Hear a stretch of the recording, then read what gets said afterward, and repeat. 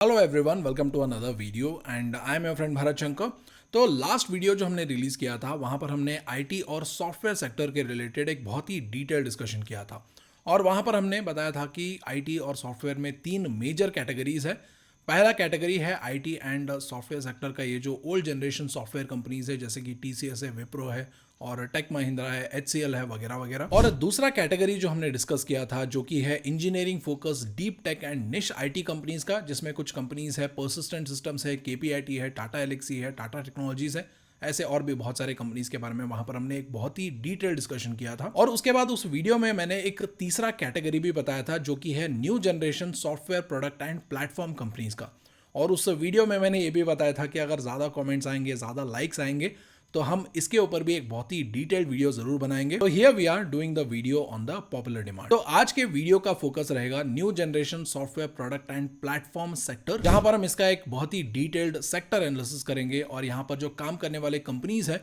उनके business model समझने के जरिए हम इस सेक्टर को और गहराई से समझेंगे और यहां पर इनके स्ट्रेंथ क्या है, वीकनेस क्या है, उसको भी हम बहुत ही डिटेल में डिस्कस करेंगे। और साथ ही साथ मोस्ट इंपॉर्टेंटली यहां पर ग्रोथ अपॉर्चुनिटीज क्यों आ सकता है और कहां पर आ सकता है उसको भी हम बहुत ही डिटेल में डिस्कस करने वाले हैं। But before we go forward, as usual अगर आप हमारे काम को एनकरेज करना चाहते हैं, ऐसे और भी वीडियोस बनाने के लिए मोटिवेट करना चाहते हैं, तो वीडियो के ऊपर जो लाइक बटन है उसे प्रेस करके आप वीडियो को लाइक कर सकते हैं और कमेंट्स में एक सिंपल थैंक यू भी लिख सकते हैं। एंड ऑल्सो एक बहुत ही इंपॉर्टेंट अनाउंसमेंट है, हम मेंबर कम्युनिटी के ग्रोथ के लिए और उनके लर्निंग को एक्सेलरेट करने के लिए हमने एक ब्रांड न्यू इनिशिएटिव स्टार्ट किया है, जहां पर हम हाई क्वालिटी के रिसर्च को और हाई क्वालिटी के लर्निंग को एआई की मदद से सिंप्लीफाई करके पॉडकास्ट के रूप में आपके सामने ला रहे हैं, जो शायद आपने यूट्यूब पे पहले कभी नहीं देखा होगा। और ये जो लर्निंग हम डिलीवर कर रहे हैं ये इतना ज्यादा सिंप्लीफाइड है और इतना ज्यादा कॉन्सेंट्रेटेड है कि एक बिगिनर से लेके एक एक्सपर्ट तक हर किसी को ये फायदा दे सकता है और उनके इन्वेस्टमेंट जर्नी को ये एक्सेलरेट कर सकता है। और मैं आपको एनकरेज करूंगा कि आप लर्निंग कम्युनिटी ज्वाइन करें और इन फैसिलिटीज का फायदा ले। और लर्निंग कम्युनिटी पहले सिर्फ यूट्यूब पे था, अभी हमने इसको टेलीग्राम पे भी स्टार्ट किया है और इन दोनों का ज्वाइनिंग लिंक आपको वीडियो के डिस्क्रिप्शन और पिन्ड कमेंट में मिल जाएगा। सो टू बिगिन विथ, मैं आपको लास्ट वीडियो का एक छोटा सा कॉन्टेक्स्ट दे दूंगा ताकि कंटिन्यूटी बना रहे। ये जो आईटी एंड सॉफ्टवेयर सेक्टर के जो तीन कैटेगरी के कंपनीज है वो पैसे कैसे कमाते हैं, उनका बिजनेस मॉडल क्या है, उसको थोड़ा सा समराइज कर लेते हैं। तो सबसे पहले आते हैं ओल्ड जनरेशन सॉफ्टवेयर कंपनीज, जिनका पहला बिजनेस मॉडल है प्रोजेक्ट बेस्ड वर्क, जहां पर वन टाइम फीस के लिए अगर कोई वेबसाइट बिल्ड करना है, ऐप बिल्ड करना है, कोई सर्विस बिल्ड करना है तो वो काम कर देते हैं। दूसरा है लॉन्ग टर्म कॉन्ट्रैक्ट्स, जहां पर मल्टी ईयर कॉन्ट्रैक्ट्स क्लाइंट्स देते हैं, ऐप बिल्ड करो, आप ही मैनेज करो, सपोर्ट भी आप ही दो, वो सारा काम उन्हीं को सौंप देते हैं। तीसरा है स्टाफिंग सर्विसेज, जो टाइम एंड मटीरियल मॉडल भी कहलाता है, जहां पर ये जो आईटी कंपनीज है, टीसीएस है, विप्रो है, इन्फोसिस है, वो अपने एम्प्लॉइज को क्लाइंट्स के पास काम करने के लिए भेजते हैं। आप एक तरीके से ऐसे मान लीजिए क्लाइंट्स इन एम्प्लॉइज को रेंट पे लेते हैं या रेंट पे हायर करते हैं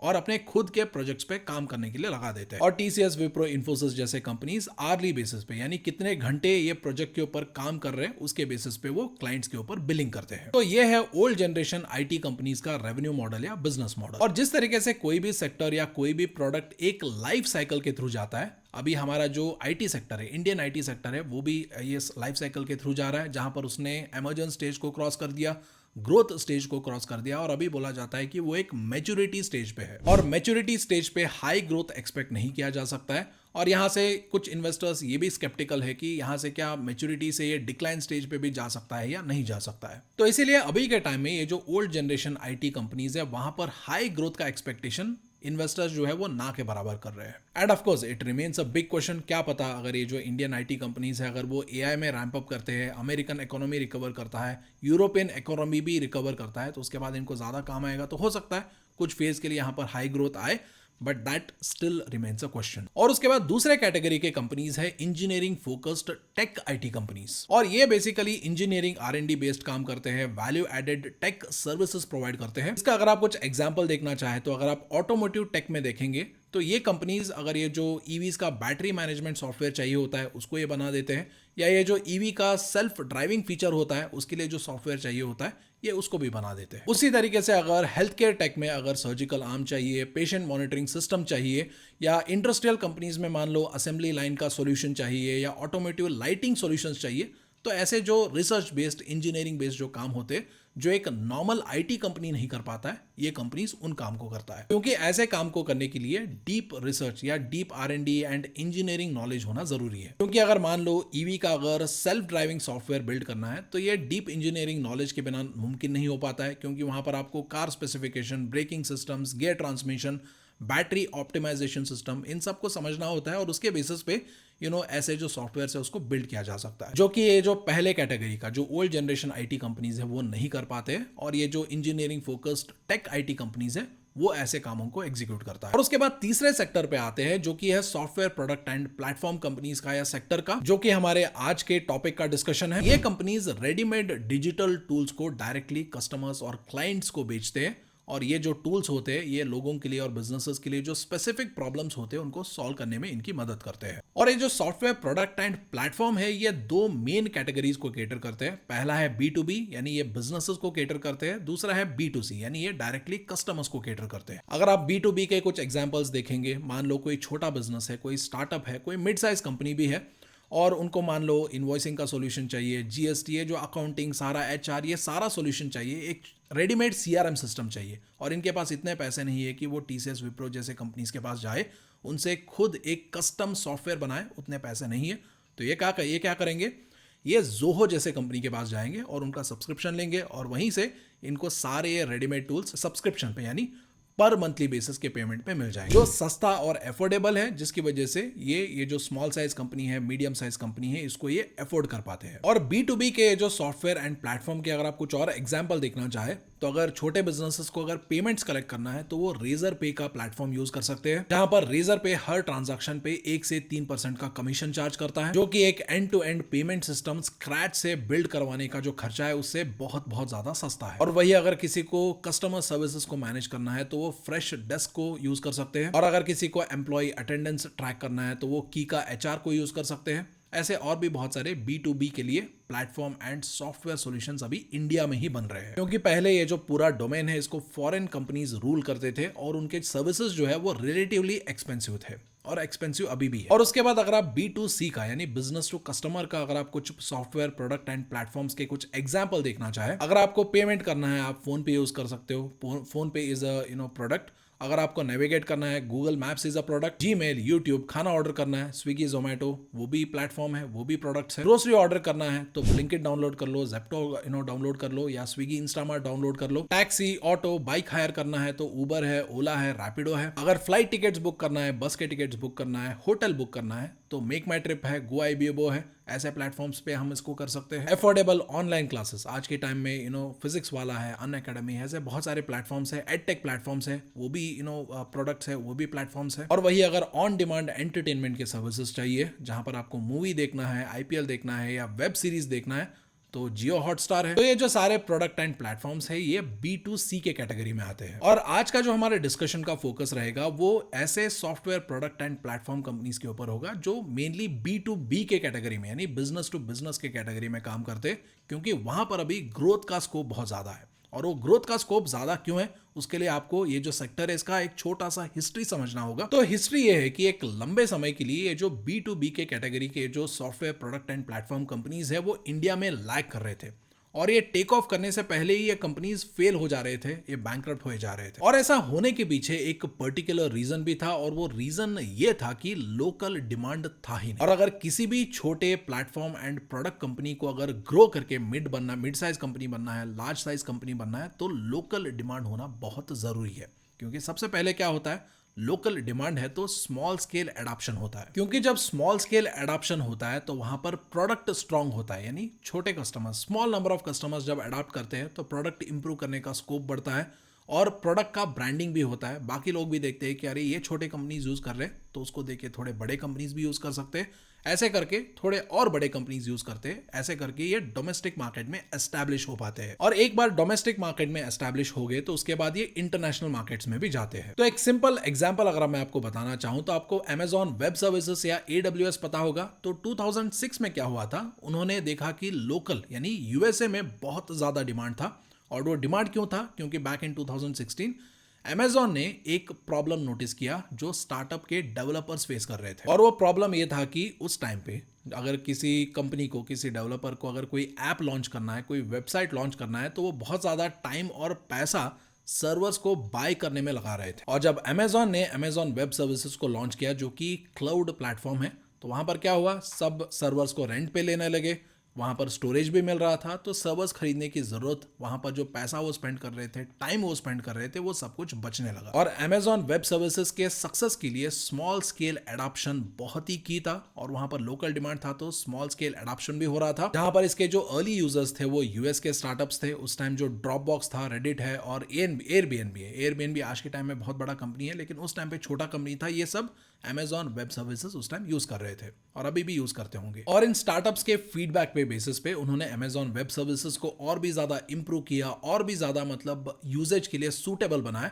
जिसकी वजह से क्या हुआ, इसका पॉपुलैरिटी डोमेस्टिक मार्केट में बढ़ने लगा, और देखते ही देखते डोमेस्टिक मार्केट को इन्होंने एक मैसिव तरीके से कैप्चर कर लिया। और डोमेस्टिक मार्केट को कैप्चर करने के बाद ये जाने लगे इंटरनेशनल, और इंटरनेशनल जाने से ये इंडिया में भी आए। और 2015-16 में ज़ेरोदा, रेज़रपे, स्विगी, क्रेड, अनअकैडमी, ऐसे बहुत सारे इंडियन स्टार्टअप्स ने भी अमेजॉन वेब सर्विसेज को यूज करना स्टार्ट किया। और आज के टाइम में क्या है, इंटरनेशनल मार्केट्स और इंडिया में भी इनका ब्रांड बढ़ चुका है, इनका ट्रस्ट बढ़ चुका है, और स्टार्टअप से लेके एक बड़े कंपनी तक, एक लार्ज स्केल कंपनी तक, हर कोई आज के टाइम में अमेजॉन वेब सर्विसेज को यूज कर रहा है। लेकिन ये जो पूरा प्रोसेस है, local demand, small scale adoption, और उसके बाद डोमेस्टिक मार्केट को कैप्चर करना, इंटरनेशनल मार्केट जाना, ये जो पूरा साइकिल है वो इंडिया में मैनिफेस्ट नहीं हो पा रहा था इंडियन कंपनीज के लिए, क्योंकि इंडिया में लोकल डिमांड नहीं था, जिसकी वजह से स्मॉल स्केल एडॉप्शन नहीं हो रहा था।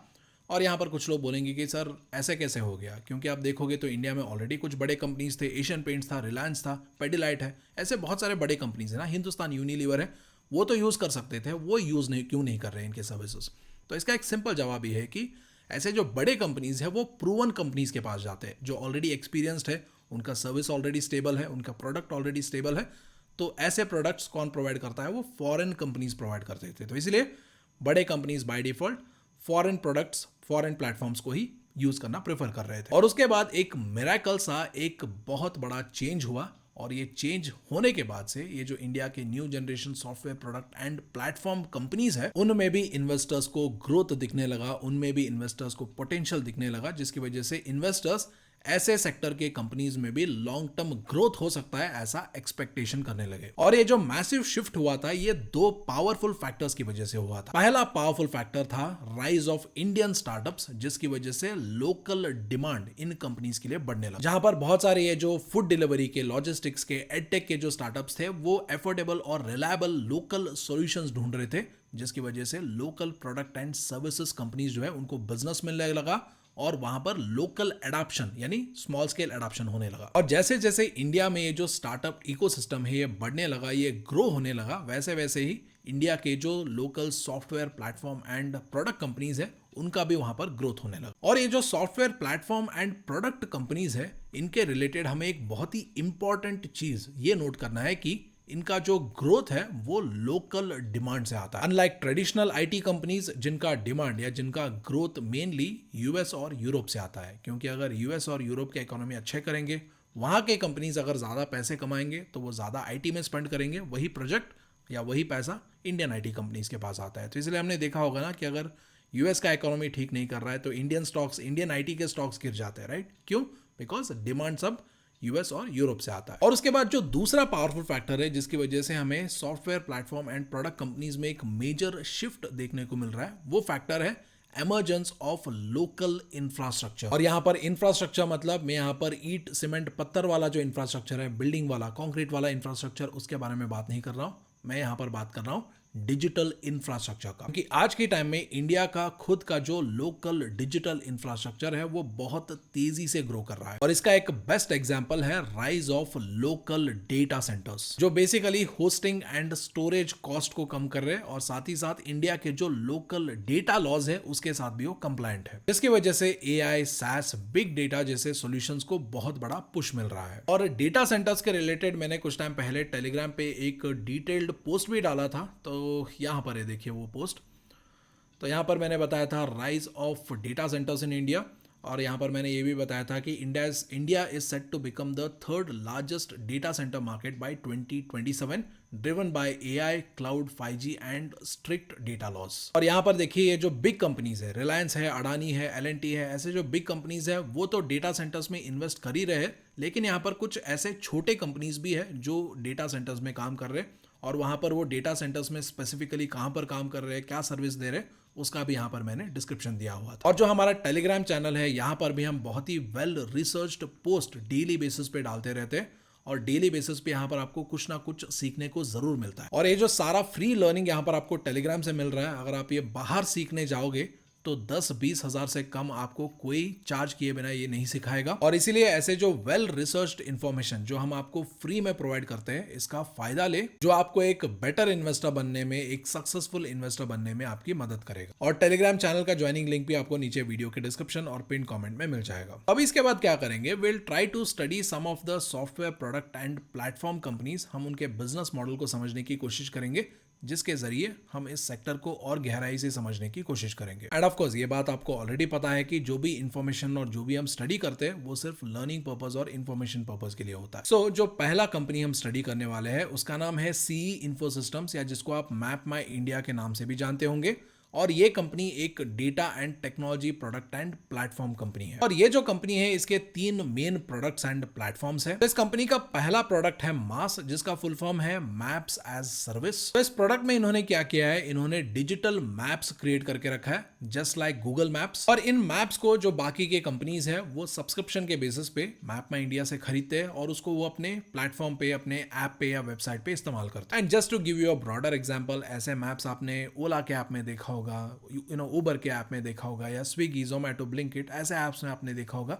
या कभी कभी आप कंपनी के वेबसाइट पे जाते हो तो वहां पर पिन पॉइंट लोकेशन ढूंढने के लिए या एड्रेस ढूंढने के लिए आपने इन मैप्स का इस्तेमाल किया होगा। अब यहाँ पर एक ऑब्वियस सा सवाल आपके माइंड में यही आ रहा होगा कि अगर गूगल मैप्स है तो कोई मैप माई इंडिया क्यों इस्तेमाल करे। तो सबसे पहले तो मैं आपको ये बताना चाहूंगा कि बहुत लोगों को ये लगता है कि गूगल मैप्स फ्री है। तो यहाँ पर गूगल मैप्स सिर्फ एंड यूजर्स, जो आप और हम जैसे लोग जो गूगल मैप्स यूज करते हैं उनके लिए फ्री है। लेकिन अगर गूगल मैप्स को अगर कोई बिजनेस यूज करना चाहता है तो उनको गूगल को पैसे देने पड़ते हैं। और अगर कोई बिजनेस गूगल मैप्स को यूज करता है तो वो पे करते हैं पे एज यू यूज के बेसिस पे, यानी जितना वो यूज करेंगे मैप को उसके बेसिस पे वो पे करेंगे। यानी बिल कितना आ सकता है उसके ऊपर कोई सर्टेनिटी नहीं होता। और मान लो अगर कोई छोटा सा स्टार्टअप है, उन्होंने गूगल मैप्स को इंटीग्रेट कर दिया और वहां पर मान लो कुछ चीज़ों की वजह से अगर यूजेज बहुत ज़्यादा हो जाता है और उनको बहुत ज़्यादा पैसे देने पड़ सकते हैं, तो ऐसे अनसर्टेनिटी को स्टार्टअप्स झेल नहीं पाते। तो इसीलिए जिन्हें ये अनसर्टेनिटी नहीं झेलना है तो वो मैप माई इंडिया जैसे कंपनीज के पास आते हैं, जहां पर वो एक फिक्स्ड मंथली फीस पे ये सर्विस प्रोवाइड करते हैं। यानी मंथली फीस कितना आएगा, मंथली कितना उनको मैप्स पे स्पेंड करना है, वो फिक्स होता है। और मैप माई इंडिया के जो मैप्स है, कंपनी ये क्लेम करता है कि ये ऐसे एरियाज में भी काम करता है जहां पर इंटरनेट जो है वो कमजोर होता है या वीक होता है, और इनके जो ऑफलाइन मैप्स है वो भी बेटर परफॉर्म करते हैं compare to Google maps. Google maps में भी ऑफलाइन मैप है, डेटा डाउनलोड करेंगे तो वहां पर भी काम करता है, लेकिन कंपनी ये क्लेम करता है कि इट इज़ बेटर, कि ये इंटरनेट जहां पर वीक है, इंटरनेट नहीं है, वहां पर भी ये बेटर काम करता है। और इंडिया में अगर आप देखेंगे तो बहुत जगह ऐसे आपको मिल जाएंगे जहां पर नेटवर्क नहीं आता है। एक बिल्डिंग में आप घुस जाओ तो वहां पर भी कभी कभी नेटवर्क नहीं आता है, तो वहां पर ऐसे जो ऑफलाइन मैप्स है वो वहां पर बिजनेसेस के काम आ सकते हैं। एंड ऑल्सो अगर आप देखेंगे तो ये जो हाइपर लोकल, यानी बहुत ज़्यादा लोकल, बहुत सारी इंटीरियर्स का जो लोकेशन है, एड्रेस का जो लोकेशन है, डेटा है, वो मोस्टली गूगल मैप्स के पास नहीं है, लेकिन मैप माई इंडिया क्लेम करता है कि उनके पास है। तो जिसकी वजह से ये जो लोकल बिजनेसेस है, मान लो किसी को डिलीवरी करना है, ये करना है, वो करना है, तो उनको यहाँ पर मैप माई इंडिया जैसा जो सर्विस है वो ज़्यादा काम आ सकता है टू लोकेट। मतलब मान लो जो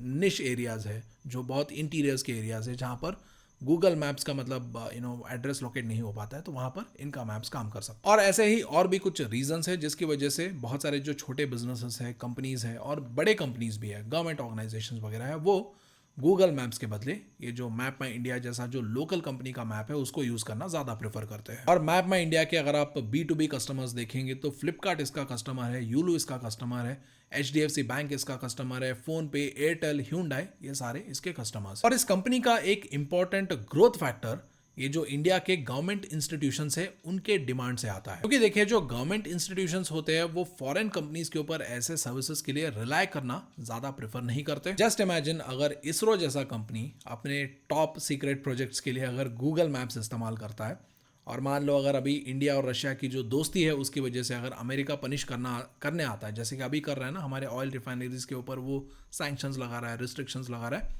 ऐसे अगर कुछ प्रॉब्लम आते हैं तो देन यहाँ पर आई डोंट नो, मेरा हो सकता है कि यहाँ पर गूगल एक अमेरिकन कंपनी है, तो इसकी वजह से इंडिया का जो सीक्रेट है, इंडिया का जो मतलब जो प्रायोरिटी है सीक्रेसी का, वो वहाँ पर हो सकता है कॉम्प्रोमाइज। तो इसीलिए जो गवर्नमेंट इंस्टीट्यूशंस है आज के टाइम में वो मेड इन इंडिया ज़्यादा प्रेफर कर रहे हैं। और ये जो लोकल कंपनीज के ऊपर गवर्नमेंट का रिलायंस जितना बढ़ेगा वो कितना पावरफुल हो सकता है उसको ऑलरेडी चाइना ने डेमोन्स्ट्रेट कर दिया है। क्योंकि चाइना के पास आप जाके देखोगे तो सारे लोकल कंपनीज चाइनीज गवर्नमेंट के लिए टेक सपोर्ट करते हैं, डिफेंस डेवलप करते हैं, मैप्स, आप पेमेंट, हर किसी आप चीज़ को देख लो, वहाँ पर यूएस कंपनीज का कोई भी प्रोडक्ट नहीं है।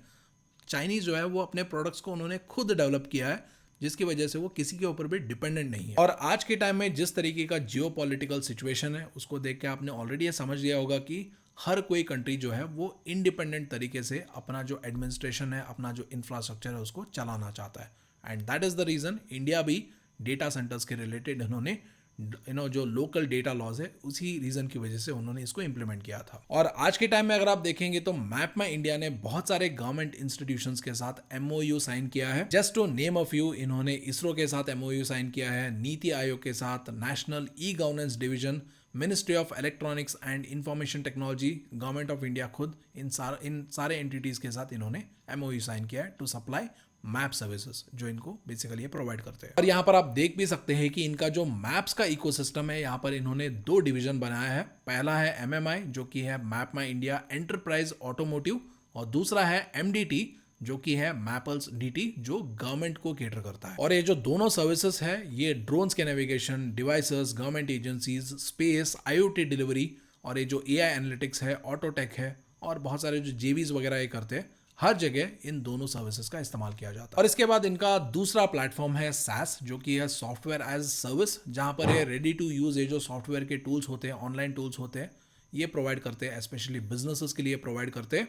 जहां पर बस इनको इंस्टॉल करना होता है, लॉग इन करना होता है और यूज करना होता है, मतलब रेडी टू यूज वाले सॉफ्टवेयर है। और इसके बाद इसका तीसरा प्रोडक्ट है पास जो कि है प्लेटफॉर्म एज सर्विसेज, जो कि बेसिकली एक टेक प्लेटफॉर्म है जो बेसिकली डेवलपर्स का काम आता है, जहां पर डेवलपर्स क्या कर सकते हैं, वो अपने खुद के एप्स वगैरह बना सकते हैं, मैप माई इंडिया के जो टूल्स वगैरह रेडीमेड टूल्स है उसको इस्तेमाल करके। So to give you a little bit more understanding about their business position in India, अभी के टाइम में ये इंडिया के one of the leading providers है एडवांस डिजिटल मैप्स का, जियो स्पेशल सॉफ्टवेयर का और लोकेशन बेस्ड आईओटी टेक्नोलॉजीज का। और इनके जो एडवांस डिजिटल मैप्स है इसको नेविगेशन के लिए, डिलीवरी एप्स जो है, स्मार्ट सिटीज है, ये यहाँ पर इस्तेमाल कर सकते हैं। ऐसे मतलब केस स्टडीज में इसको इस्तेमाल किया जाता है या बिजनेस सिनेरियोज में इस्तेमाल किया जाता है। और उसके बाद इनके जो जियो स्पेशल सॉफ्टवेयर्स है that shows real world location which helps user track, plan and analyze the data on the maps। और उसके बाद इनका जो लोकेशन बेस्ड IoT टेक्नोलॉजी है, वहां पर उन्होंने कुछ ऐसे सिस्टम्स बनाए हैं जिसके जरिए ये जो व्हीकल्स को ट्रैक करना है, लोगों को ट्रैक करना है, एसेट्स को ट्रैक करना है,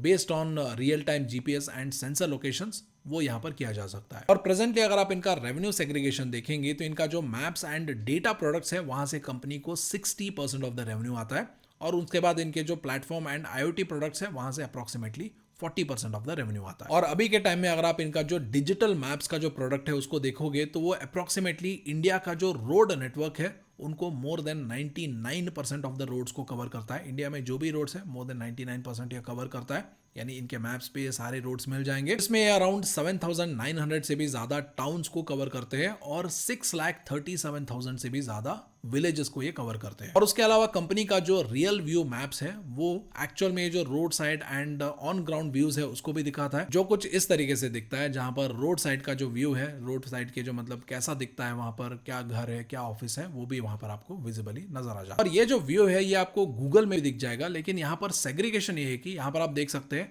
यहाँ पर इन्होंने क्लासिफाई करके रखा है property, residential and commercial zone information, utility and asset information, जैसे कि यहाँ पर ट्रांसफॉर्मर है, कुछ वायर लाइन है, यहाँ पर आपको ये मिल जाएगा,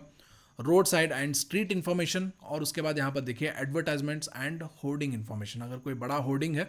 तो उसका भी फोटो यहाँ पर आपको मैप्स में ही दिख जाएगा, और अगर कोई एडवर्टाइजमेंट्स का कुछ है तो वहां पर भी आपको मैप्स में ये दिख जाएगा। और उसके बाद अगर आप इस कंपनी के कस्टमर्स के बारे में बात करेंगे तो उनको 3 मेजर वर्टिकल्स में सेग्रीगेट किया जा सकता है। पहला वर्टिकल है कॉर्पोरेट, दूसरा है ऑटोमेटिव और तीसरा है गवर्नमेंट। और ये बेसिकली B2B कस्टमर वर्टिकल है। और जो भी गवर्नमेंट का साइट यूज करते हैं, जो भी ऑटोमोटिव प्रोडक्ट्स यूज करते हैं, कॉर्पोरेट प्रोडक्ट्स यूज करते हैं, उसके जो एंड यूजर जब मैप्स यूज करेंगे तो उसकी वजह से इनके पास एक बहुत बड़ा यूजर बेस भी बन जाता है और यूजर डेटा भी मिल जाता है। इस कंपनी का अगर आप कस्टमर सेग्रीगेशन के बेसिस पे रेवेन्यू देखेंगे तो इसका जो रेवेन्यू है वो B2B एंटरप्राइज और B2B2C एंटरप्राइज कस्टमर से आता है। और यहाँ पर B2B तो सबको पता होगा, वो है बिजनेस टू बिजनेस। लेकिन यहाँ पर ये जो B2B2C ये क्या है, और इसका फुल फॉर्म है बिजनेस टू कंज्यूमर। और इसको समझने के लिए ना आप एक बहुत ही सिंपल सा एग्जांपल कंसिडर कर सकते हैं। अगर मान लीजिए एक स्टार्टअप है जो हेल्थ इंश्योरेंस बनाता है, और ये हेल्थ इंश्योरेंस वाला कंपनी क्या करता है, ये पॉलिसी बाजार के साथ टाई अप करता है और पॉलिसी बाजार इनके इंश्योरेंस को कस्टमर्स को दिखाता है और कस्टमर्स जो है वो आपके प्रोडक्ट पॉलिसी बाजार के जरिए बाय करते हैं। तो ये बिजनेस मॉडल होता है B2B2C। और इसीलिए अगर आप देखेंगे तो इनका जो 84% ऑफ द रेवेन्यू है वो subscription fees, royalties from license और यूजेज राइट्स की वजह से आता है। और वही अगर आप कंपनी का ऑर्डर बुक देखेंगे, यानी आप ये ट्रैक करने की कोशिश करेंगे कि कंपनी के पास काम कितना आ रहा है, तो इनका ऑर्डर बुक जो है वो 4 साल से लगातार बढ़ा जा रहा है। तो यहाँ पर आप देख सकते हैं, ये इस कंपनी के इन्वेस्टर प्रेजेंटेशन का एक स्लाइड है जहां पर कंपनी ने खुद ये डेटा शेयर किया है कि 2023 में इनका ऑर्डर बुक 918 करोड़ के आसपास था। 2024 में यह बढ़ के 1372 करोड़ के आसपास हो गया और अप्रैल 2025 में ये बढ़ के 1500 करोड़ के आसपास हो गया है। और एंड में देखिए यहाँ पर कंपनी प्रोजेक्शन भी देता है कि बाय अप्रैल 2028 इनका order book around 2000 crore rupees का हो जाएगा। यानी बेसिकली कंपनी ये बता रहा है कि बाय 2028 यानी 2028 तक इनका जो ऑर्डर बुक है वहां पर अराउंड 33% का ग्रोथ हो सकता है। और उसके बाद अगर आप कंपनी का प्रॉफिट एंड लॉस स्टेटमेंट देखेंगे तो मार्च 2021 और 2022 के बीच में 32% का ग्रोथ सेल्स में, 2022 और 23 के बीच में 41% का ग्रोथ, 2023 और 24 के बीच में 35% का ग्रोथ, और अभी 2024 और 25 के बीच में अराउंड 22% का सेल्स ग्रोथ हुआ है। और उसके बाद अगर आप OPM या ऑपरेटिंग प्रॉफिट मार्जिन परसेंटेज के बारे में बात करें तो 2021 में ऑपरेटिंग प्रॉफिट मार्जिन 34% था और 2022 में ये बढ़ के ज़बरदस्त तरीके से बढ़ के 43% हो गया और अभी 2023 में ये 1% गिर के 42% हो गया। 2024 में ये फिर से 1% गिर के 41% हो गया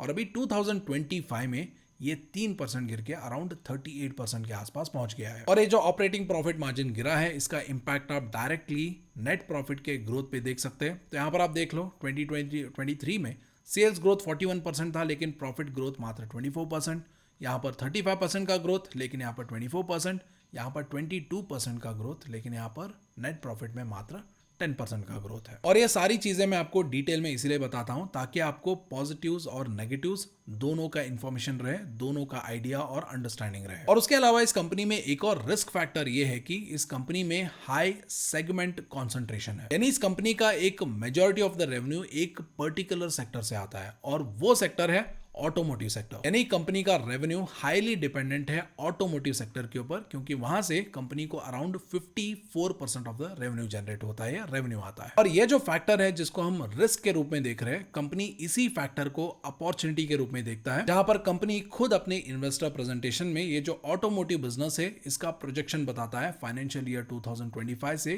फाइनेंशियल ईयर 2028 के बीच में, जहां पर कंपनी बोलता है कि इस मार्केट में 4 wheeler cars, 2 wheeler bikes and scooters, commercial vehicles, people mobility और ये जो एग्री एंड यूटिलिटी व्हीकल्स है वहां पर अपॉर्चुनिटी है, क्योंकि in vehicle, on cloud, in app ये जो सर्विसेज है जहां पर ये जो मैप डेटा, मैप क्लाउड,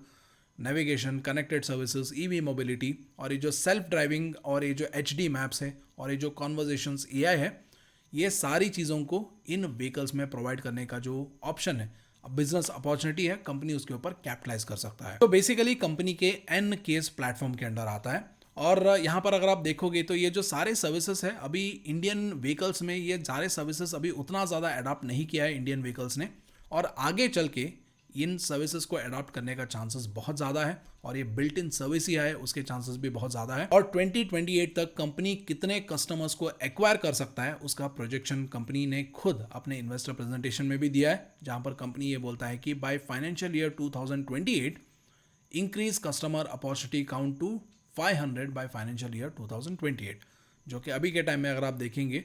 तो ये 200, 230, 20 के आसपास है, जिसको बाय 2028 ये ले जाके अराउंड 500 तक पहुंचाना चाहते हैं उनके टोटल कस्टमर अकाउंट। और यहाँ पर कुछ लोग बोल सकते हैं बस 500 कस्टमर्स, तो यहाँ पर 500 कस्टमर्स जो है वो एंड यूजर्स नहीं है, वो बिजनेसेस है, कॉर्पोरेट्स है, गवर्नमेंट है, ऐसे कस्टमर्स ये कंपनी एक्वायर करने के बारे में यहाँ पर बात कर रहा है। और उसके अलावा कंपनी ने अपने इन्वेस्टर प्रेजेंटेशन में एक और बहुत ही इंपॉर्टेंट और इंटरेस्टिंग डेटा शेयर किया है, और वो डेटा है टारगेट एड्रेसेबल मार्केट का। और ये जो पूरा मैट्रिक्स है, इसके बेसिस पे कंपनी ये बोलता है कि यहाँ पर ऑलमोस्ट 6x का ग्रोथ पोटेंशियल है in terms of target addressable market in between financial year 2023 to financial year 2028। और उसके बाद अगर हम कंपनी का शेयर होल्डिंग पैटर्न देखेंगे तो लास्ट 4 क्वार्टर्स में प्रोमोटर्स की तरफ से उतना कुछ significant changes share holding pattern में नहीं हुआ है। एफआईएस का शेयर होल्डिंग 6.41% से घट के 5.36% हुआ है, लेकिन वही डीआईएस का होल्डिंग 5.76% से बढ़ के 12.06% हुआ है। और यहाँ पर बेचा किसने है? यहाँ पर एक नज़र पे लगता है कि पब्लिक ने बेचा है, क्योंकि पब्लिक का शेयर होल्डिंग पैटर्न 35.85% से कम होके 30.93% हुआ है। और जब भी पब्लिक का शेयर होल्डिंग कम होता है तो यहाँ पर एक नज़र पे ही यकीन करना नहीं होता है, ये मैंने आपको बहुत बार सिखाया है। यहाँ पर हमें डिटेल में भी देखना होता है कि ये जो 2 लाख से कम इन्वेस्ट करने वाले जो इन्वेस्टर्स हैं, 2 लाख से ज़्यादा इन्वेस्ट करने वाले जो इन्वेस्टर्स हैं, क्या उनमें कमी हुआ है नहीं हुआ है, वो चेक करना ज़रूरी होता है। वो रियल में बताता है कि रिटेल इन्वेस्टर्स बेच रहे हैं या नहीं बेच रहे, या कोई बड़ा इन्वेस्टर बेच रहा है जो पब्लिक शेयर होल्डिंग पैटर्न में भी क्लासिफाइड हो। और इस कंपनी में भी एग्जैक्टली यही हुआ है, क्योंकि फोन पे लिमिटेड यानी फोन पे जो हम मोबाइल ऐप यूज करते हैं ना, वो company was one of the investors in the company, is one of the investors right now in the company, जो सितंबर 2024 में अराउंड 18.75% का स्टेक होल्ड करते थे। और इनका जो स्टेक है वो दिसंबर 2024 में भी सेम रहा, और उसके बाद इन्होंने 0.01% बेचा मार्च 2025 में, और उसके बाद इन्होंने एक सिग्निफिकेंट स्टेक ऑफलोड किया, और उसी स्टेक को यहाँ पर डीआईएस ने खरीदा है, राइट। तो इसीलिए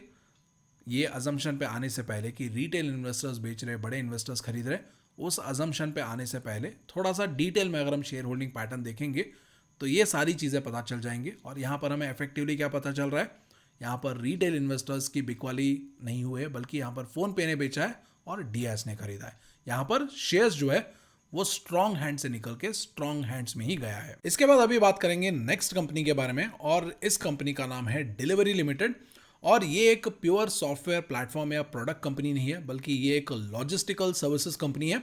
लेकिन ये कंपनी क्या करता है, ये टेक्नोलॉजी एनेबल्ड सर्विसेज प्रोवाइड करता है, जहां पर ये कंपनी ये सर्विसेज अपने खुद के सॉफ्टवेयर प्रोडक्ट और प्लेटफॉर्म्स के जरिए प्रोवाइड करता है। और कंपनी का जो टेक्नोलॉजी के ऊपर फोकस है, इसी रीजन की वजह से ये कंपनी ये जो स्मार्ट, इंटीग्रेटेड और स्केलेबल लॉजिस्टिकल सॉल्यूशंस है उसको ये प्रोवाइड कर पा रहा है। और इस कंपनी को अगर आप सही तरीके से डिस्क्राइब करना चाहो या डिफाइन करना चाहो तो हम ये बोल सकते हैं कि this is a technology driven logistical platform solution company. और डिलीवरी अगर आप देखेंगे तो it provides a full scale of logistical solutions, starting from express parcel to ये जो सप्लाई चेन सॉल्यूशंस होते हैं तब तक लेके ये सब कुछ करता है। और उसके अलावा ये कुछ वैल्यू एडेड सर्विसेज भी प्रोवाइड करता है, जैसे कि ई कॉमर्स का डिलीवरी रिटर्न लेना हो, या कोई पेमेंट कलेक्शन करना हो, प्रोसेस करना हो, फ्रॉड डिटेक्शन करना हो, तो ऐसे चीजें भी ये कर लेता है। और आज के टाइम में अगर आप देखेंगे तो ये इंडिया का largest fully integrated logistical company है, जो फुल रेंज लॉजिस्टिकल्स और वैल्यू एडेड सर्विसेज प्रोवाइड करता है, जो ये 220 कंट्रीज में और टेरिटरीज में प्रोवाइड करता है। और इस कंपनी का मेन स्ट्रेंथ ये है कि ये एसेट लाइट बिजनेस मॉडल के ऊपर काम करता है।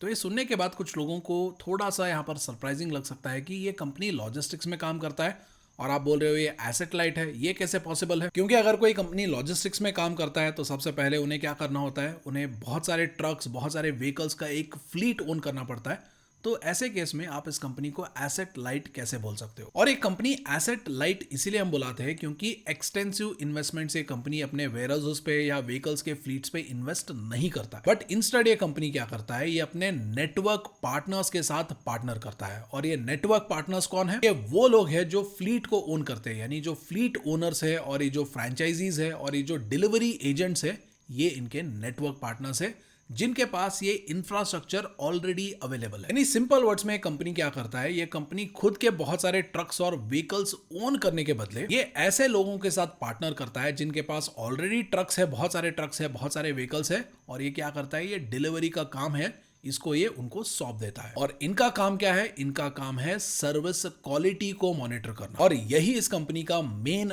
कॉम्पिटिटिव स्ट्रेंथ है, क्योंकि ये company asset light business model के ऊपर काम करता है, जिसकी वजह से ये बहुत इजीली स्केल कर पाता है, यानी एक्सपैंड बहुत इजीली कर पाता है, और एक्सपेंशन का जो कॉस्ट है वो भी बहुत कम आता है। एंड ऑफ कोर्स कंपनी के जो आउटसोर्स्ड फ्लीट है, उसके अलावा कंपनी के खुद के फ्लीट भी है, जहां पर कंपनी ये जो थर्ड पार्टी फ्लीट ऑपरेटर्स है उनके साथ ट्रांसपोर्टेशन मैनेज करने के साथ साथ कंपनी खुद का भी around I think 753 trucks own करता है, जो कि एक बहुत ही आई थिंक डिसेंट नंबर है compare to the scale of operations company runs. और इस कंपनी का अगर आप बिजनेस सेगमेंट्स देखेंगे तो पहला बिजनेस सेगमेंट है एक्सप्रेस पार्सल सर्विसेज का, जहां से कंपनी को 58.7% ऑफ द रेवेन्यू आता है। दूसरा बिजनेस सेगमेंट है पार्ट ट्रक लोड सर्विसेज, जहां से 20% ऑफ द रेवेन्यू आता है। तीसरा है ट्रक लोड सर्विसेज, जहां से 7.2% of the revenue, supply chain services से 11.9% ऑफ द रेवेन्यू आता है। और ये जो क्रॉस बॉर्डर सर्विसेज है, जहां पर कंपनी यूएस, यूरोप, चाइना के लिए मतलब लॉजिस्टिक्स हैंडल करता है उन देशों में,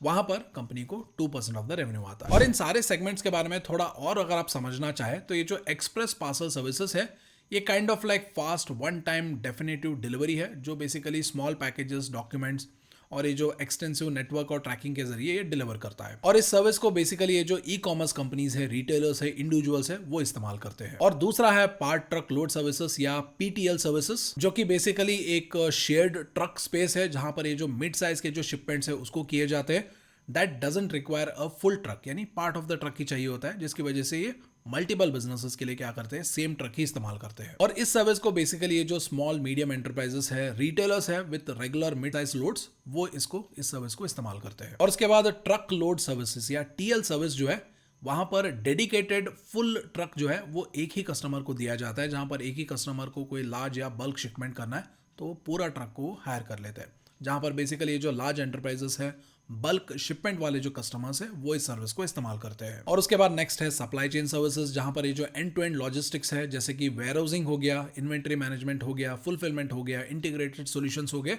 यहाँ पर इस सेगमेंट में ये कंपनी ये सारे सॉल्यूशंस प्रोवाइड करता है। और इन सर्विसेज को बेसिकली जो कंपनीज है जिन्हें मतलब लॉजिस्टिक सपोर्ट चाहिए होता है, ऐसे companies in supply chain services का इस्तेमाल करता है। तो अभी ये सब कुछ सुनने के बाद कुछ लोग बोल सकते हैं कि सर अभी तक तो आपने बस लॉजिस्टिक्स के बारे में ही बात किया, और लेकिन स्टार्टिंग में आपने बताया था कि ये कंपनी जो है ये टेक्नोलॉजी एनेबल्ड लॉजिस्टिक्स कंपनी है, तो यहाँ पर टेक्नोलॉजी कहाँ पर है? तो इसका देखिए मैं आपको एक एग्जांपल बताता हूँ। इनका एक प्लेटफॉर्म है जो बेसिकली ट्रक फ्रीट ब्रोकरेज प्लेटफॉर्म है, जिसका नाम है ओरायन। तो इस कंपनी का ये जो ओरायन प्लेटफॉर्म है या प्रोडक्ट है, ये काम क्या करता है? ये बेसिकली दो मेन एंटिटीज को आपस में कनेक्ट करता है। पहला एंटिटी है फ्लीट ओनर्स, यानी वो लोग जिनके पास बहुत सारे ट्रक्स है या बहुत सारे व्हीकल्स है या ट्रांसपोर्टेशन करने का कैपेसिटी है। और उसके बाद दूसरा एंटिटी है suppliers of truck loading capacity, यानी ऐसे लोग जिनके पास ये जो डिलीवरी करने का जो ऑर्डर्स आ रहा है, या ऐसे लोग हैं जिनके पास लोग आके बोलते हैं कि भाई हमारा इतना सामान है, इसको कहीं पर ट्रांसपोर्ट करवा दो। ऐसे उनके पास 100 लोग आ रहे हैं, लेकिन उनके पास क्या है? उनके पास व्हीकल्स नहीं है, उनके पास फ्लीट नहीं है। यानी बेसिकली एक एंटिटी के पास ट्रांसपोर्टेशन करने के ऑर्डर्स है या डिमांड है, और दूसरे एंटिटी के पास ट्रांसपोर्टेशन करने का कैपेसिटी है। तो ओरायन क्या करता है? इन दोनों को आपस में मिलाता है, वो भी across the country via a centralised bidding and matching engine. यानी बेसिकली अगर मान लो किसी के पास डिमांड है 100 बल्क शिपमेंट्स करने का, उसका ऑर्डर यहाँ पर ये प्लेटफॉर्म पे डाल देगा, और यहाँ पर ये जो मल्टीपल फ्लीट ओनर्स है, बहुत सारे फ्लीट ओनर्स है, वो यहाँ पर ये जो काम है इसको हासिल करने के लिए बिडिंग करेंगे, और जो बेस्ट बिडर होगा उसको ये प्रोजेक्ट मिलेगा, उसको एक काम मिलेगा। और ओरायन का यही काम है, ये आपस में ये जो दो एंटिटीज है, एक के पास ट्रांसपोर्टेशन का डिमांड है और दूसरे के पास ट्रांसपोर्टेशन का कैपेसिटी है, बिडिंग प्रोसेस के बेसिस पे इन दोनों के बीच में मैच करवाना है और इन दोनों का आपस में काम करवाना है। तो ये है इस कंपनी का one of the technology platform जो स्मार्ट लॉजिस्टिक्स को एनेबल करता है। और ये जो ओरायन प्लेटफॉर्म है ना, ये कंपनी के लिए इतना ज्यादा पावरफुल है कि कंपनी का अभी ये जो मिड माइल का जो आउटसोर्स्ड फ्लीट है, उसका 50% ऑफ द जो काम है वो ओरायन से ही आता है, ओरायन प्लेटफॉर्म से ही आता है। तो यहाँ पर कुछ लोग ये सोच रहे होंगे कि ये मिड माइल क्या है। तो यहाँ पर अगर आप देखें, तो अगर आप लॉजिस्टिक्स कंपनीज को एनालाइज करते हो, तो ये मिड माइल क्या होता है, फर्स्ट माइल क्या होता है, लास्ट माइल क्या होता है, इसको समझना बहुत ज़रूरी है। Let me explain you that. तो किसी भी लॉजिस्टिकल सप्लाई चेन में 3 स्टेप्स होते हैं। पहला होता है फर्स्ट माइल। तो फर्स्ट माइल का मतलब क्या है, यहाँ पर कोई सामान है, फैक्ट्री पे कोई सामान है, कोई पोर्ट पे सामान है, तो उसको वेयरहाउस पे लेके आना है या डिस्ट्रीब्यूशन सेंटर पे वो सामान लेके आना है। तो ये ट्रांसपोर्टेशन जो होता है इसको फर्स्ट माइल बुलाया जाता है। फॉर एग्जाम्पल मान लीजिए आप एक बिजनेसमैन है जो जूते के बिजनेस करते हैं, तो आपने जापान से कुछ जूते इंपोर्ट करवाए। तो जूते इंपोर्ट होके सी रूट से आके पहले वो पोर्ट पे आएंगे, यानी जो बंदरगाह होता है वहाँ पर आएंगे, और वहाँ पर आपका जो जूता है उसको वहाँ से ट्रांसपोर्टेशन वाले उठाएंगे और उसको आपका जो वेयरहाउस होगा या डिस्ट्रीब्यूशन सेंटर होगा वहाँ पर उसको पहुँचाएंगे। तो ये हो गया फर्स्ट माइल ट्रांसपोर्टेशन। और उसके बाद सप्लाई चेन में दूसरा स्टेप है मिड माइल ट्रांसपोर्टेशन, या जिसको मिड माइल भी बोलते हैं सिंपली। और यहां पर क्या होगा, आपका जो जूता जो वेयरहाउस में है उस जूते को वहां से ट्रांसपोर्टेशन वाले उठाएंगे, और उसके बाद आपका जो छोटा वेयरहाउस होगा या मान लो फुलफिलमेंट सेंटर होगा वहां पर उसको पहुंचा देंगे। क्योंकि आपके बिजनेस में क्या है, एक बहुत बड़ा वेयरहाउस है, और वहां से क्या होता है जो अलग अलग छोटे छोटे वेयरहाउसेस है छोटे छोटे टाउन्स में, विलेजेस में, वहां पर आपके जो छोटे वेयरहाउस है वहां पर भी जूते पहुंचाने होते हैं ना। अगर मेन वेयरहाउस में, बड़े वेयरहाउस में अगर मान लो 100 जूते आते हैं, तो उसके बाद 5-5 पेयर ऑफ जूते इन छोटे वेयरहाउस में भी पहुंचाना होता है। तो इसीलिए इस ट्रांसपोर्टेशन को बोलते हैं मिड माइल ट्रांसपोर्टेशन। और उसके बाद फाइनल आता है लास्ट माइल ट्रांसपोर्टेशन, जहां पर ये जो फुलफिलमेंट सेंटर होता है, लोकल हब होता है, या जो भी सेंटर होता है, वहां से कस्टमर को या रिटेल स्टोर तक इस जूते को पहुंचाने के लिए लास्ट माइल बोला जाता है या लास्ट माइल डिलीवरी बोला जाता है। तो अभी ये जो कंपनी है डिलीवरी, यहां पर ये जो 50% ऑफ द आउटसोर्स्ड फ्लीट है इन मिड माइल, इसको अभी प्योरली 50% इसको प्योरली ये जो ओरायन प्लेटफॉर्म है वहीं से सोर्स किया जाता है। और अभी कंपनी क्या कर रहा है, ओरायन प्लेटफॉर्म के इस सक्सेस के बाद ये एक स्टेप आगे जा रहे हैं, और अभी ये इंट्रा सिटी सोर्सिंग के लिए भी ओरायन प्लेटफॉर्म को लॉन्च कर रहे हैं। इंट्रा सिटी सोर्सिंग यानी विद इन द सिटी, यानी अगर आप मुंबई में हो तो मुंबई में कहीं से कुछ सामान उठाना है और मुंबई में ही कहीं और जगह पे उस सामान को पहुंचाना है,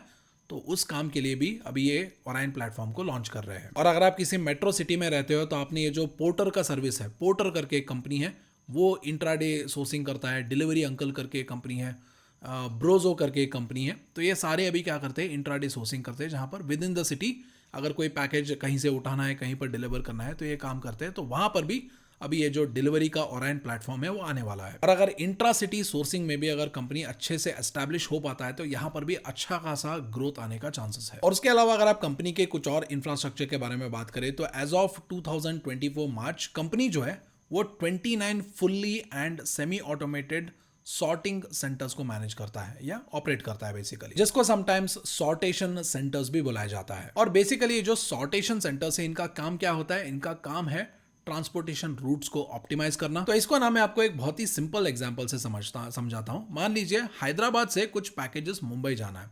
और डिलीवरी क्या करता है, वो हैदराबाद के जो पैकेजेस है उसको ट्रक में लोड करता है, लेकिन ट्रक पूरा नहीं भरता है, ट्रक आधा ही भरता है।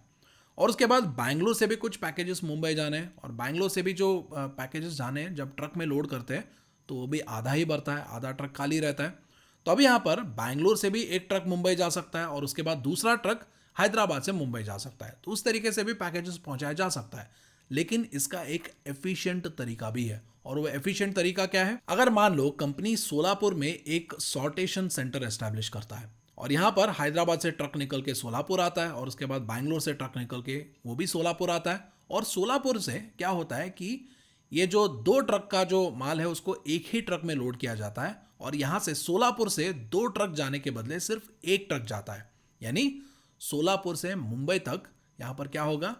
2 ट्रक जाएंगे तो डबल कॉस्ट का खर्चा, और अभी सिर्फ 1 ट्रक जाएगा तो यहां पर आधा जो कॉस्ट है फ्यूल का वो कट हो जाएगा। यहां पर कंपनी को फ्यूल कॉस्ट बच जाएगा। और ये जो सॉर्टेशन सेंटर्स है बेसिकली ये जो ट्रांसपोर्ट रूट्स होते हैं इसको ये एफिशिएंट बनाते हैं। This is one of the features या one of the reason why logistical companies have sortation centres. और बेसिकली ये जो सॉर्टेशन सेंटर्स होते हैं ये गेटवेज में होते हैं, और ये company around 112 gateways across India operate करता है। और यहाँ पर गेटवेज का मतलब ये है कि they refer to a major processing hub और अ डिस्ट्रीब्यूशन सेंटर, जहां पर बेसिकली ये जो शिपमेंट्स होते हैं उनको कंसोलिडेट किया जाता है, सॉर्ट किया जाता है, और ये जो फर्दर ट्रांसपोर्टेशन के लिए उन्हें राउट किया जाता है या डायरेक्ट किया जाता है। और जो गेटवेज होते हैं वो कुछ इस तरीके से दिखते हैं। यहाँ पर आपको दिख रहा है ना एक बड़ा गोडाउन जैसा है ना, जिसके ऊपर डिलीवरी लिखा है। तो यहाँ पर ट्रक्स आके रुकते हैं, यहाँ से माल को अनलोड किया जाता है, पैकेज उसको अनलोड किया जाता है, सॉर्ट किया जाता है, और उसके बाद नए डेस्टिनेशन के लिए रीराउट किया जाता है। और ये जो गेटवेज होते हैं ना, अगर आप इसको अंदर से देखोगे तो वो कुछ इस तरीके से दिखते हैं, जहाँ पर जो पैकेजेस होते हैं उनको सॉर्ट करने का, उनको वापस फिर से नए रूट्स में लोड करने के लिए जो फैसिलिटी चाहिए होता है, लॉजिस्टिक्स चाहिए होता है, वो सारा इन गेटवेज में अवेलेबल होता है। और यहाँ पर ऊपर अगर आप देखोगे तो ऊपर यहाँ पर आपको कन्वेयर बेल्ट भी दिखेंगे, जहाँ पर क्या होता है, ये जो बॉक्सेस वगैरह होते हैं वो QR कोड के बेसिस पे ऑटोमेटिकली सॉर्ट हो जाते हैं कि ये पैकेजेस मुंबई जाने हैं, ये बैंगलोर जाना है, और ऑप्टिमल रूट के ज़रिए जो ट्रक पे ये लोड होना है वो डायरेक्टली जाके उस ट्रक का जो सेंटर होता है या जहाँ पर वो पार्क्ड होता है वहाँ पर ये पहुँच जाता है। तो इस तरीके से ये जो पूरा प्रोसेस है, सेटअप है, वो ट्रांसपोर्टेशन रूट्स को ऑप्टिमाइज करता है ताकि ट्रांसपोर्ट पे खर्चा बचे, फ्यूल पे खर्चा बचे, और कंपनी जो है वो मिनिमल खर्चे पे ज्यादा डिलीवरीज कर पाए। और उसके अलावा इस कंपनी के पास लॉजिस्टिकल सेक्टर में डेटा इंटेलिजेंस का भी एडवांटेज है या कॉम्पिटिटिव एडवांटेज है, क्योंकि ये company more than 80 different software applications के जरिए अपना सर्विसेज प्रोवाइड करता है। और ये जो एप्लीकेशंस है ये शिपमेंट को स्टार्टिंग से एंड तक पूरा मैनेज करते हैं, पूरा शिपमेंट्स को ट्रैक करते हैं। और इन सारे एप्स के जरिए कंपनी जो है वो ह्यूज अमाउंट ऑफ ये जो शिपमेंट्स का डेटा है वो कलेक्ट करता है। और ये जो शिपमेंट का डेटा है ये कंपनी को एनालिटिक्स में काम आता है, जहां पर रियल टाइम में कंपनी क्या कर सकता है, वो क्विक डिसीजंस ले सकता है अपने रूट्स को, अपने ऑपरेशंस को ऑप्टिमाइज करने के लिए और ज्यादा स्मार्ट बनाने के लिए। और इसकी वजह से क्या होगा, अगर कोई दूसरा ट्रांसपोर्टेशन कंपनी कोई डिलीवरी 100 रुपए पे कर पा रहा है तो ये कंपनी क्या कर सकता है, ये 70 रुपीज 80 रुपीज पे कर पाता है, जिसकी वजह से ये अपने क्लाइंट्स और कस्टमर्स को ज्यादा बेटर प्राइस दे पाएगा, जिसके बेसिस पे ज्यादा क्लाइंट्स एंड कस्टमर्स इस कंपनी के सर्विस को प्रेफर कर सकते हैं। और स्टार्टिंग से अगर आप देखेंगे तो ये जो सारे डिलीवरी के जो सॉफ्टवेयर प्लेटफॉर्म्स है, एप्स है, जहां पर ये सर्विस प्रोवाइड करता है, वहां से बोला जाता है कि अराउंड 1 बिलियन ऑर्डर्स का इसने डेटा कलेक्ट किया है and has tracked over 30 billion events during a shipment process. और ये जो ह्यूज अमाउंट ऑफ डेटा इस कंपनी के पास है, जो स्पेसिफिकली लॉजिस्टिक्स, शिपमेंट और ट्रांसपोर्टेशन के रिलेटेड है, वो इस कंपनी का जो डिलीवरी नेटवर्क है इसको और ज्यादा एफिशिएंट बनाता है। और इसका जो डिलीवरी नेटवर्क है वो जो भी काम आता है उसके अगेंस्ट ये ज्यादा क्विकली एक्ट कर पाता है, क्योंकि ट्रांसपोर्टेशन बिजनेस में क्या है, हर एक को यही प्रॉब्लम है कि भाई जल्दी पहुंचाओ हमारा शिपमेंट, राइट। तो कंपनी जितना एफिशिएंट होगा, उसका नेटवर्क जितना ऑप्टिमाइज्ड होगा, जितना जल्दी वो एक डेस्टिनेशन तक एक पैकेज को पहुंचा पाता है, उतना ही इस कंपनी का वैल्यू, इस कंपनी के सर्विस का वैल्यू भी बढ़ता है। और प्रेजेंटली अगर आप इस कंपनी के कुछ मैट्रिसेस देखें तो ये प्रेजेंटली अराउंड 18,783 पिन कोड्स को रीच कर सकता है। इसके पास अराउंड 112 गेटवेज है और अराउंड 3,567 डिलीवरी पॉइंट्स है। और अभी कंपनी के जो टीम साइज है वो अबाउट 67,897 के आसपास है। और वही अगर आप कंपनी का नंबर ऑफ एक्टिव कस्टमर्स देखेंगे तो वो अबाउट 35,277 के आसपास है। और उसके अलावा अगर आप रीसेंट टाइम में देखेंगे तो कंपनी के रिलेटेड कुछ इश्यूज भी निकल के आए हैं, जहां पर इनका जो fleet handling and servicing cost है वो अबाउट 5.31% बढ़ा है। और कंपनी ये बताता है कि ये कॉस्ट इसीलिए बढ़ा है क्योंकि कंपनी को अभी हायर पार्सल वॉल्यूम्स को हैंडल करना पड़ रहा है। अभी ये वॉल्यूम्स बढ़ रहे हैं तो इन वॉल्यूम्स के बढ़ने की वजह से इनका जो कॉस्ट है वो भी बढ़ रहा है। और साथ ही साथ ये बोलता है कि ये अपना नेटवर्क भी एक्सपैंड कर रहा है, जिसकी वजह से ये एडिशनल कॉस्ट कंपनी को बेयर करना पड़ रहा है। और उसके अलावा कंपनी के जो एम्प्लॉय बेनिफिट्स हैं वो भी बढ़ा है, वो अराउंड 2.62% बढ़ा है वहाँ पर जो एक्सपेंसेस है। और कंपनी ये बोलता है कि this is due to the higher headcount and salary increments. और इन दोनों पैरामीटर्स के बारे में हम स्पेसिफिकली इसलिए बात कर रहे हैं क्योंकि जो फ्लीट हैंडलिंग और सर्विसिंग कॉस्ट होता है और जो एम्प्लॉय कॉस्ट होता है, एक्सपेंसेस होता है, वही मेन खर्चा होता है एक ट्रांसपोर्टेशन या लॉजिस्टिकल कंपनी के लिए। जो इस कंपनी के केस में ये मतलब जो fleet handling and servicing cost है वो 5.31% बढ़ा है और जो एम्प्लॉय बेनिफिट एक्सपेंसेस है वो 2.62% बढ़ा है। और जैसा कि अभी हमने डिस्कस किया था कि कंपनी को हायर पार्सल के जो वॉल्यूम से उसको हैंडल करना पड़ रहा है, तो उसको मैनेज करने के लिए कंपनी अपना जो इंफ्रास्ट्रक्चर है उसको भी एक्सपैंड कर रहा है, जहां पर कंपनी ने अराउंड 1.2 मिलियन स्क्वायर फीट का मेगा गेटवे कमीशन किया है, जो one of the largest hubs है which will manage the rising parcel volumes for the company. और उसके अलावा ये कंपनी अपना जो हैदराबाद गेटवे है उसको भी एक्सपैंड कर रहा है ताकि ये अपना जो प्रोसेसिंग कैपेसिटी है उसको इंक्रीज कर सके from 40,000 to 1,40,000 bags per day. और उसके अलावा ये कंपनी अपना फ्लीट एक्सपेंशन भी कर रहा है, जहां पर कंपनी ने रिसेंटली अराउंड 146 फुट ये जो ट्रैक्टर ट्रेलर्स है उसको ऐड किया है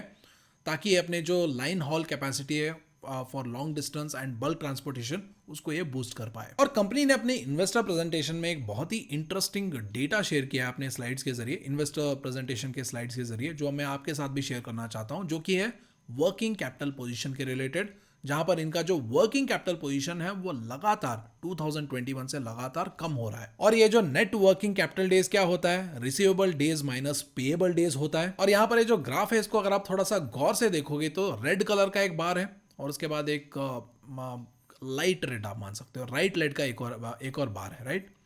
तो यहाँ पर ये जो डार्क रेड है ये रिप्रेजेंट करता है रिसीवेबल डेज का, यानी कंपनी को जितना जल्दी अपने कस्टमर से पैसा मिल रहा है। और ये जो लाइट रेड कलर का जो बार है ये पेएबल डेज रिप्रेजेंट करता है, यानी कंपनी को जो पैसे देने अपने फ्लीट ओनर्स को या जो भी है, मतलब सप्लायर्स को या जो भी है उनको पैसे देने, वो लाइट रेड ग्राफ से मार्क किया गया है। तो यहाँ पर ये जो पेएबल डेज है इसको अगर आप देखोगे तो 2021 में ये 40 डेज था और अभी 2025 में ये 36 डेज है, यानी पहले काम होने के बाद ये 40 डेज के अंदर अपने जो फ्लीट ओनर्स है या जो भी उनके साथ काम करते हैं उनको ये 40 डेज के अंदर पैसा पे कर रहे थे, और अभी ये पैसा वो 36 डेज के अंदर पे कर रहे हैं। और वही अगर आप ट्रेड रिसीवेबल्स देखेंगे तो पहले इनके क्लाइंट से इनको कब पैसा मिलता था, काम होने के 87 डेज के अंदर मिल रहा था। और ये देखिए 74 डेज हो गया, 77, 62, 59, 57 डेज, अभी ये 87 डेज से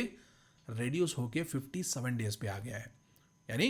पहले 87 डेज के अंदर पैसा मिल रहा था क्लाइंट से, अभी ये 57 डेज के अंदर मिल रहा है, यानी इनको पैसा अभी बहुत जल्दी जल्दी मिल रहा है। और पहले यहाँ पर देखिए ये जो ट्रेड रिसीवेबल्स और ट्रेड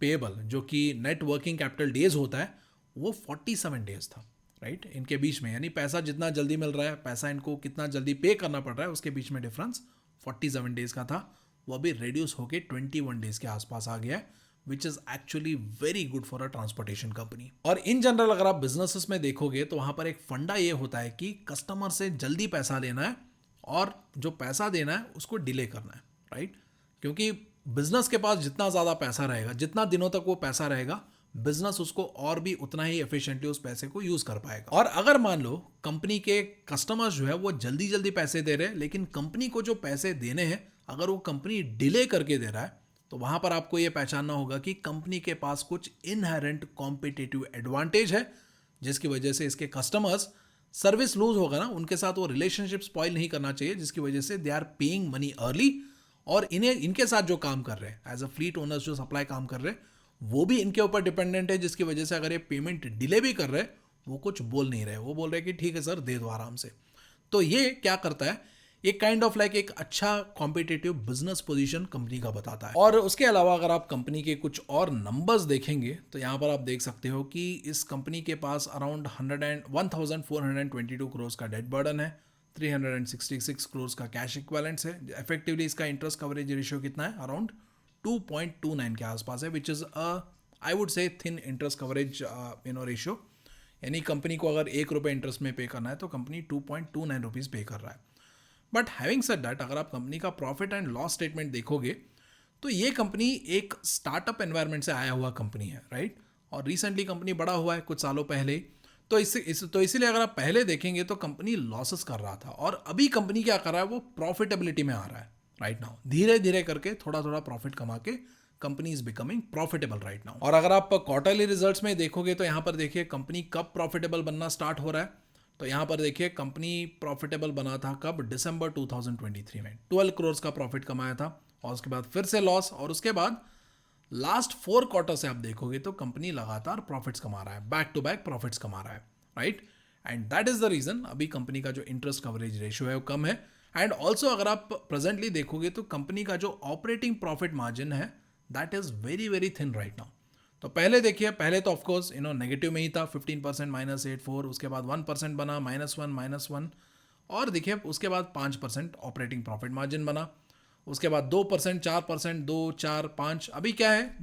2, 3, 4, 5% के आसपास इसके प्रॉफिट मार्जिन है, ऑपरेटिंग प्रॉफिट मार्जिन है। और अगर आने वाले टाइम में कंपनी का जो बिजनेस है वो और एफिशिएंट होता है तो उसके बाद अगर ये मान लो कि ये ऑपरेटिंग प्रॉफिट मार्जिन 5% से बढ़ के 6% होता है, 7-8% होता है, तब यहाँ पर ये जो उसके अकॉर्डिंग जो प्रॉफिटेबिलिटी है वहाँ पर भी ये नंबर्स रिफ्लेक्ट होने चाहिए। अभी कंपनी होगा नहीं होगा I don't know, but right now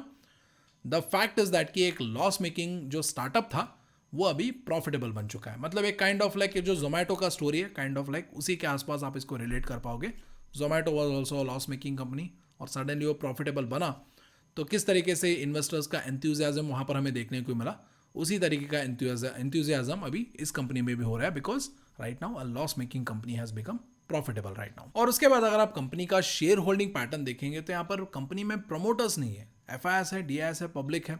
FIS around 52.95% of the company hold करते हैं, DIS around 29.6% of the company, और पब्लिक के पास around 17.46% of the company own करते हैं।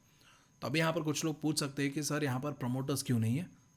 ये प्रोफेशनली मैनेज कंपनी क्यों है? आप तो बोल रहे थे कि ये स्टार्टअप कंपनी है, स्टार्टअप में तो फाउंडर्स होते हैं, तो यहाँ पर इतने जल्दी क्या फाउंडर्स निकल गए, सडनली कंपनी प्रोफेशनली मैनेज बन गया? तो देखिए, ऐसा नहीं है कि प्रमोटर्स का होल्डिंग कंपनी में, या फाउंडर्स जो थे उनका होल्डिंग अभी कंपनी में नहीं है। अगर आप यहाँ पर देखोगे तो ये देखिए, ये जो सारे लोग हैं इन्होंने ही मिलके डिलीवरी कंपनी को फाउंड किया था। और यहाँ पर अगर आप पब्लिक शेयर होल्डिंग में देखेंगे तो यहाँ पर आपको एक नाम दिखेगा, साहिल जी। तो यहाँ पर आप देखोगे तो साहिल जी यहाँ पर है, तो उनका शेयर होल्डिंग है राइट नाउ।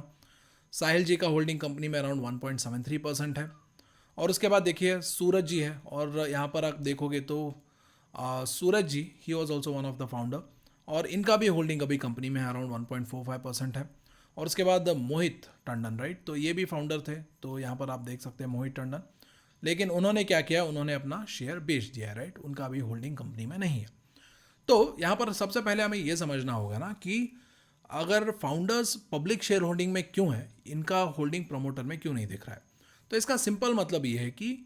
ये जो लोग हैं इनका जो अभी इन्फ्लुएंस है कंपनी के ऊपर, या कंपनी के जो डिसीजंस है, कंपनी मतलब जो एक प्रमोटर रोल में जो कंपनी को कंट्रोल करते हैं, वो उस रोल में नहीं है। तो वो जो पूरा कंट्रोल है अभी मैनेजमेंट के पास है, and for that reason it is a professionally manage company. और इस प्रोफेशनली मैनेज कंपनी को जो मैनेजमेंट को रिक्रूट किया है, उसको किसने रिक्रूट किया है? तो वो लोग यहाँ पर है, देखिए यहाँ पर आप देख सकते हैं SVF डोरबेल करके एक कंपनी है, और ये सॉफ्ट बैंक का कंपनी है, राइट, सॉफ्ट बैंक का सब्सिडरी है, आई डोंट नो, केमन आइलैंड्स में है। तो ये जो कंपनी है ये कंट्रोल करता है, ये जो नेक्सस वेंचर्स है ये कंट्रोल करता है। ये मतलब बेसिकली इन्होंने वहाँ पर एक प्रोफेशनल मैनेजमेंट बिठाया है जो कंपनी को, मतलब कंपनी का जो देख रेख है, ऑपरेशन है, वो चलाते हैं। और यहाँ पर यूजुअली होता क्या है ना कि स्टार्टअप जब बड़ा होता जाता है ना, तो फंडिंग का भी ज़रूरत होता है। अगर लॉस मेकिंग कंपनी है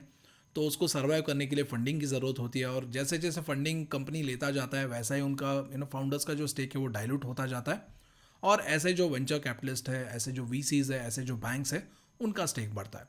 और एक टाइम पे कंपनी ऐसे स्टेज पे पहुंच जाता है जहां पर इन्हीं का चलता है, और ये जो डिसाइड करते हैं वही कंपनी का फ्यूचर होता है। और उसके अलावा कुछ और कंपनीज को अगर आप स्टडी करना चाहो तो सेग्युलिटी India could be one of those companies, जो बेसिकली क्या करता है, ये जो US इंश्योरेंस कंपनीज है उनके लिए ये प्लेटफॉर्म प्रोवाइड करता है, जहां पर ये कंपनी है जो US हेल्थ इंश्योरेंस कंपनीज है उनके पास जो मेडिकल और इंश्योरेंस के क्लेम्स आते हैं उसको ये अपने प्लेटफॉर्म के जरिए प्रोसेस करता है। और उसके अलावा एक और कंपनी है इन्वेंटर्स नॉलेज सॉल्यूशंस, और ये कंपनी भी एक प्लेटफॉर्म कंपनी है जो basically US health care sector को कैटर करता है। और उसके अलावा एक और कंपनी है जिसका नाम है न्यूजन सॉफ्टवेयर, और इस कंपनी को हमने पहले भी बहुत बार, इसके बिजनेस को हमने बहुत डीपली स्टडी किया है, और अगर आप चाहें तो पुराने वीडियोस जाके देख सकते हैं, और उन वीडियोस के जरिए आप कंपनी के फंडामेंटल्स, कंपनी का जो बिजनेस है उसको इन डेप्थ में समझ सकते हैं। अगर मैं आपको इस कंपनी के बारे में ब्रीफली बताना चाहूँ तो ये कंपनी क्या करता है, ये जो इंडियन फिनटेक जो कंपनीज हैं उनके लिए प्लेटफॉर्म एंड प्रोडक्ट्स को प्रोवाइड करता है। यानी बेसिकली ऐसे कंपनीज जो लेंडिंग करते हैं, फाइनेंशियल सर्विसेज प्रोवाइड करते हैं, या रिलेटेड बिजनेसेस में है, उनके लिए ये प्लेटफॉर्म्स और प्रोडक्ट्स को प्रोवाइड करता है सॉफ्टवेयर का। और इस कंपनी का इंपॉर्टेंस क्यों आता है, क्योंकि अगर आप ट्रेडिशनली देखेंगे तो अगर मान लो किसी NBFC को या किसी फाइनेंशियल सर्विसेज कंपनी को अपना कोई सर्विस लॉन्च करना है और सर्विस लाइव ले जाना है, तो उसके लिए एक लंबा प्रोसेस होता है, टेक्नोलॉजी में एडजस्टमेंट है, ये है वो है, बैक एंड में एडजस्टमेंट है, बहुत सारी चीज़ें होती थी। और इस कंपनी ने क्या कर दिया, उसको इन्होंने अपने जो सॉफ्टवेयर प्रोडक्ट्स है उसके ज़रिए उसको इन्होंने ईजी टू यूज़ कर दिया है, जिसकी वजह से जो NBFCs है, फाइनेंशियल सर्विसेज कंपनीज है, they can go live as quickly as possible with minimum और with the lowest cost और lowest budget। और उसके अलावा एक और कंपनी है जो डिफेंस में काम करता है, और ये कंपनी है जेन टेक्नोलॉजीज, और ये भी मतलब pure technology platform product company नहीं है, ये टेक्नोलॉजी पे भी काम करता है। बेसिकली जो रॉकेट साइंस के टेक्नोलॉजीज है, बाकी के जो टेक्नोलॉजीज है जहाँ पर इसका रिक्वायरमेंट है, ये वहाँ पर भी काम करता है। एंड मेनली यहाँ पर ये जो रोबोटिक्स के जो एप्लीकेशंस है ना राइट नाउ, ऐसे आपने देखा होगा कि एक रोबोट का कुत्ता होता है और रोबोटिक कुत्ते के ऊपर एक गन माउंट होता है, राइट। तो यहाँ पर ये देखिए, मैं इसकी बात कर रहा हूँ, ये जेन टेक्नोलॉजीज़ का ही प्रोडक्ट है, जहाँ पर ये जो रोबो डॉग है इसके ऊपर एक गन माउंट होता है और सोल्जर्स बिना अगर मान लो किसी बिल्डिंग में थ्रेट है, जैसे कि अभी ये बिल्डिंग में घूम रहा है ना, यहाँ पर अगर टेररिस्ट छुपे हैं तो यहाँ पर सोल्जर्स को जाने की ज़रूरत नहीं है, ये रोबो डॉग जाएगा और उसके बाद जो टेररिस्ट है उनको मार गिराएगा। तो ऐसे जो टेक्नोलॉजीज़ वगैरह है वहाँ पर इसका रोल आता है। तो जस्ट लाइक डिलीवरी जो कि एक टेक्नोलॉजी एनेबल्ड लॉजिस्टिक्स कंपनी है, वैसे ही जेन टेक्नोलॉजीज भी मान लो आप एक तरीके से टेक्नोलॉजी एनेबल्ड डिफेंस कंपनी है। And I think Zen Technologies को भी हमने आई थिंक 2 साल पहले, आई एम नॉट श्योर, 1 साल पहले, 2 साल पहले या 3 साल पहले, आई एम नॉट श्योर, हमने इसके ऊपर एक बहुत ही डिटेल्ड एनालिसिस किया था और इस बिजनेस को हर एक इसके जो बिजनेस डिटेल्स है उसको 1 बाय 1 लेयर बाय लेयर समझा था। और अगर आप चाहे तो आप जाके उस पुराने वीडियो को देख सकते हैं। सो आई होप आज का ये जो डिटेल्ड केस स्टडी है, ये जो डिटेल्ड रिसर्च है, वो आपको पसंद आया होगा। अगर पसंद आए तो वीडियो को लाइक करें और आने वाले टाइम में आप कौन से वीडियो देखना चाहेंगे, कौन से टॉपिक के ऊपर आप रिसर्च देखना चाहोगे, उसको आप कमेंट्स में बता सकते हो। और कमेंट्स में जिस टॉपिक के ऊपर ज़्यादा कमेंट्स आएंगे, I will try to make that happen as soon as possible. So guys, thank you so much for watching. I will see you in the next video.